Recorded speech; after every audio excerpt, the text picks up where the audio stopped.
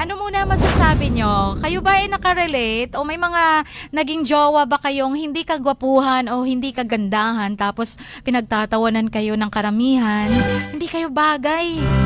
Bakit yan yung syota mo? Sa dinami-dami, bakit dyan ka pumatol? Diba? Ang daming mga ganun no? Oh, bakit alam nyo ba? Ang mahalaga doon, kayo ang nakakilala. Well, kayo naman ang makikisama, hindi naman sila, 'di ba? Yun naman ang mahalaga. Mahal ka, mahal mo, kakaintindihan kayo, masaya kayo sa relasyon nyo.